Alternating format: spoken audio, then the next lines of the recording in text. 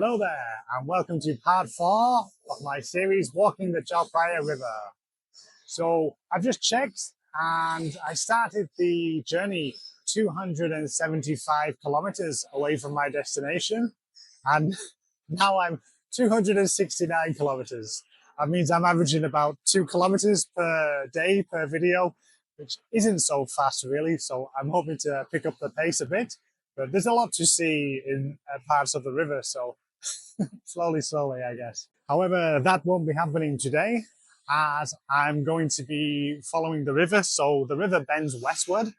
So that means by the end of the video, I'm probably going to be even further away from my destination than when I started. Now, I mentioned on the last video that this next part of the river is controlled by the Royal Naval Academy. So we're going to be heading a little bit further north and coming back to the river there. But first, we're going to check out this, the Erawan Museum. So guys, just coming up to the entrance now. Just remember, if you're coming here to book online, you're going to save yourself a little bit of money. Usually tickets are 400 for foreigners here. And if you book online, I used Klook and the ticket was 240. So often when you go into these tourist attractions in Thailand, if you're booking online, you'll save usually about 30 or 40% for some of the places. So it's definitely worth doing in advance. Alright guys, I'm just doing a voiceover here as there were quite a few tour groups inside and you can't film on the ground floor. But I've got to say, this for me is probably the most visually striking building in Bangkok, both outside and in. This is the Erawan Museum, and it's like nothing else you'll see in Bangkok or Thailand. The whole museum is inside this three-headed elephant, and it's over 40 meters tall and made from solid bronze. It's based on Erawan, a mythical elephant from Hindu and Thai mythology, and the scale and detail are just incredible. The ground floor, where filming isn't allowed, represents the underworld in Thai cosmology, but it's not like dark like you might assume the underworld would be. It's more like a quiet exhibition space, and here you'll find pottery dating from about the 12th to 19th century, along with some detailed models of some of Thailand's most iconic landmarks. Next, you'll head up to the middle floor. This part represents the human world, and honestly, it's stunning. There's a massive stained glass ceiling, insanely detailed pillars, and a huge spiral staircase in the middle. And it's so intricate, you'll see lots of different spots and a super place for your Insta. You get to the stained glass ceiling, you can take another stairwell to the top or a lift. And finally, when you reach the top, you're inside the elephant's head, and this represents heaven. Now, it's pretty calm, full of light, and has lots of images of the Buddha all around. You can take photos and videos here, but just not of the statues along the side of the room. For me, the best time to go would be as soon as it opens at 9 o'clock. If you get in there first, you're going to get some really good shots. I came there about 20 past 9, something like this, and already there was maybe 3 tour groups there. So if you aim for opening, then it'll be beautiful. There's a cafe and gift shop here if you want to grab something to eat or drink.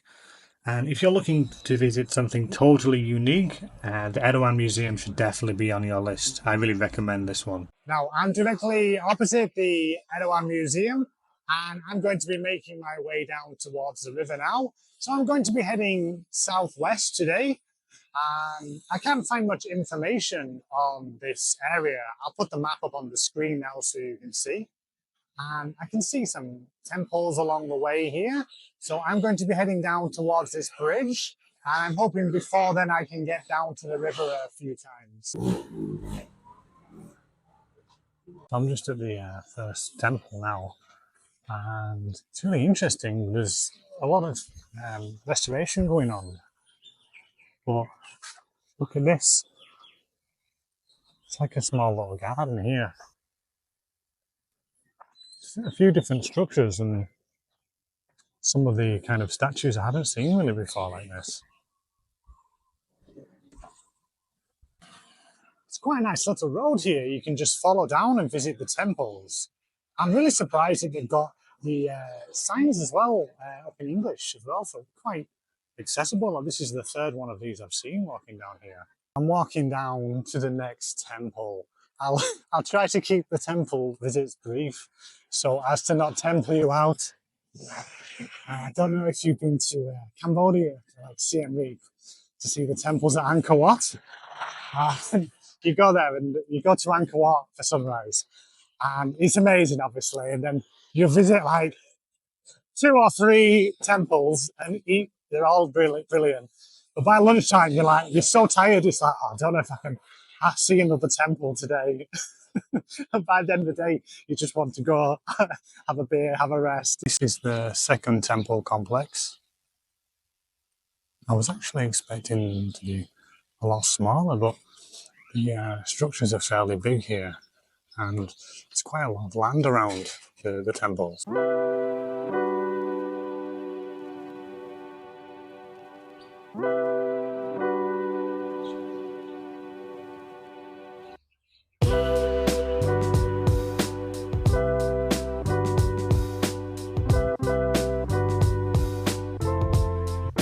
Yeah, I'd really recommend if you're in Bangkok, especially if you're there for a long time and you kind of want to get out for the day somewhere, just that's a bit more peaceful and quiet, head to Chiang Erawan, this station, and from there just cross on the opposite side and head down towards the river here. Walking around these small little roads really remind me of like the north of England when you're going around between the villages. Obviously it's tropical, but it's kind of the same kind of vibe. Really quiet, few people going around, plenty of green scenery. Superb. This is kind of what I'm expecting it to be like when I go further north of Bangkok, especially once you start getting out into the provinces. Hopefully, going alongside the river, it's going to be like this, and then you can just kind of just jump on back and forth onto the river.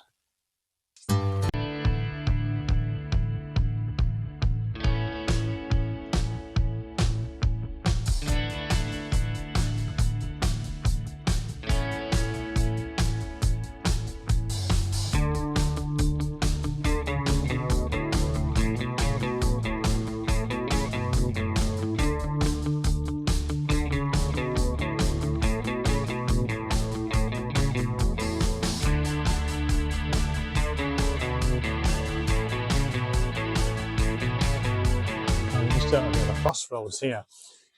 This way down here, it leads to the Bangkok power plant, and I think you can get down to the river there, but it really feels like you have to walk through the power plant to get there. So I'm going to go a little bit further up this way, and then I'm going to try to cut down towards the river. I think there's another temple a little bit further up and you can get right onto the river there. So I think it's the better option. Check out all these pylons near the power plant. I'm going to do one of these 7-Eleven videos where the people are standing outside. I came back to Thailand for this. I've seen those videos on like YouTube or TikTok when people are just outside 7-Eleven and they're going, I want to try Thailand's newest viral drink. They just mix 2 drinks together with some ice. They're like, wow, it's amazing. I think directly in front is the river now. So it's nice to get back on here. Oh yeah, here we go. We can see it over here. So there's a pier here. But like a lot of the piers on the river, they're closed. They're not really operating.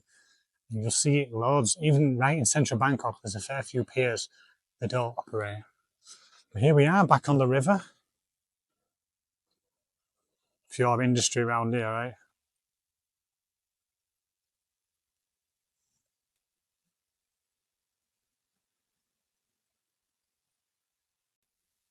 This one's nice. It's the first one with an English translation to describe the temple. If you're wondering why the temple complexes, they're absolutely huge. They resemble big kind of warehouse areas in many places. If you're wondering why they're so big and they have so much land, it's often because they become like community centres. So when there's a festival or even on an evening, they'll have like people coming down, vendors selling food and lots of people come from the community to meet here. So if you're near a big temple complex, it's worth checking out in the evening because you can get like a nice dinner there. Now I'm just heading towards a place called Mangrove Kitchen. I can't really see many pictures of it online or anything like this. It seems to be like a restaurant, which by the name I'm assuming it's in the middle of the mangroves. So I think we'll take a look there and maybe grab some lunch. Seems like it's down this way here.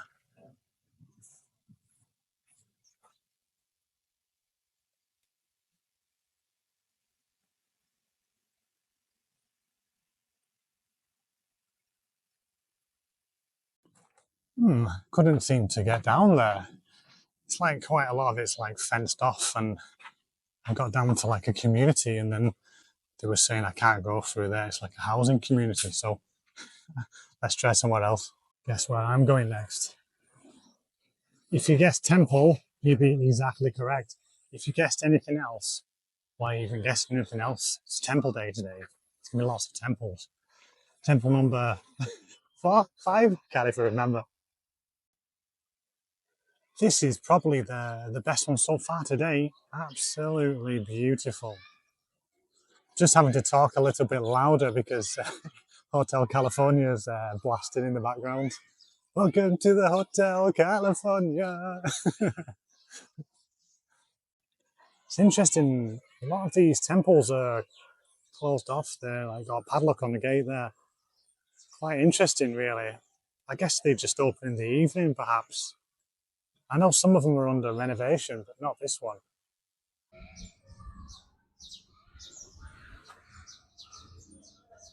So I'm just heading through the temple complex now, and down here there is a floating market. I imagine like most of the floating markets, they're on weekends though, so I don't think there'll be too much going on today, but at least you'll be able to see it. Here it is all like this here. Quite a few cars parked up down here though, so it could be for the pier. There's a pier at the bottom. But yeah, I suspect on weekends they'll probably have some stalls here in action, and you'll probably be able to take a little boat at the back. Quite a unique design for that temple over there. Don't usually see many like those kind of colours. Back down at the river now. It's all the shipping round here. You can see just behind the pier here, this is a Kanchana Pisek Bridge, and this is one of the best views of Bangkok. If you're going over that bridge, the view of central Bangkok is amazing. Now, next up, I'm going to be heading a bit further up the river, and I'm going to be going to hopefully a place called Amy's Cafe. It looks really nice. It's just on the riverside, so I'm hoping to hit that. Maybe it's about 15 minutes walk, I think, from here.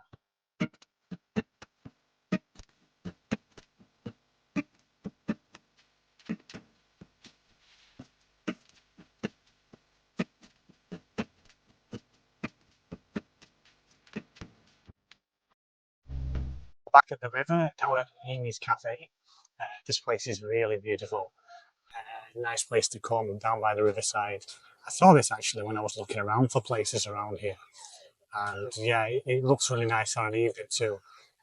Because you'll have the sunset just on the other bank.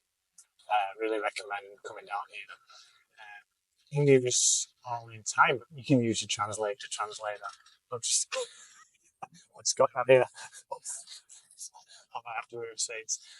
Just gone for fish cakes. I don't normally get them. In England, I eat them quite a lot when I go to Thai restaurants, but I don't really have them in Thailand. So I've ordered these fish cakes and mixed seafood salad, and of course, lunchtime beer. Always good. Look at this. Absolutely spectacular seafood salad. Look at this. Seafood's really fresh, delicious. Spice is very good too. Take a look at these fish cakes, massive. Comes with like a little onion cucumber relish too. Very nice. You know, the massive respect for food bloggers. Right, and since I've started doing this, it's so hard when you order some food to sort of like, I'm going to make a video about this, you know, because you want to eat it straight away, and you know the food's just going cold. I don't know how the guys do it, full time. Massive respect.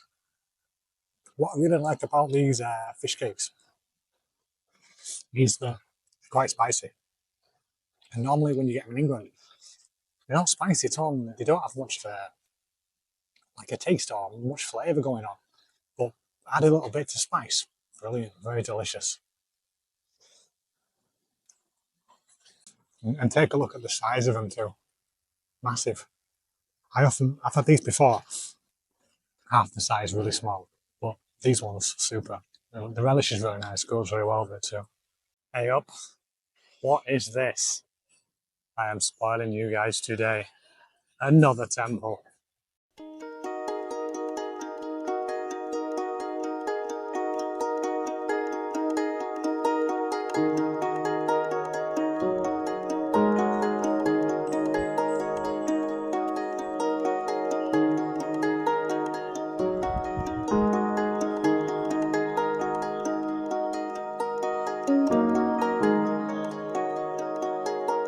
Because Bangkok is such a huge city, they've got to make space everywhere. So you'll see this a lot, right? Where you've got like a park here, right next to a motorway, dual carriageway, and they've just got to do it because the city's so big, like 14 million people.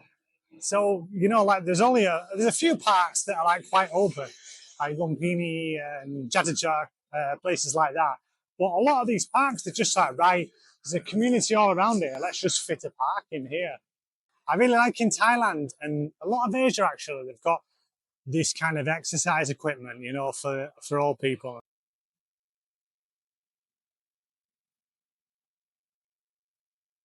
Now I've walked right up to Petra Pier. This is where the river bends eastwards, and this pier allows residents to get back and forth from the Phra Prareng area on the other side of the river. I'll put the map up on the screen. Now I'm going to head down the road to Samrong Thai. Okay, I promised last temple of today. This is Wat Lam. Check this one out. Absolutely beautiful.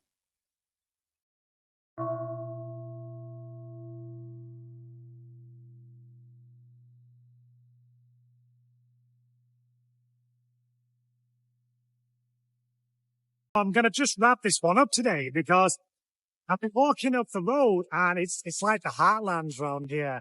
Steel, fishing, shipping, car manufacture, and not that much of interest to see really. So yeah, I'm going to wrap the video up because next time I'll be coming back to sort of this area. And here it starts becoming a bit more developed again and there's more ways you can get to the river. So thanks for watching, as always, making it through all those temples. Well done. Hope you have a great day, evening, night, wherever you are in the world. Thank you. Bye-bye.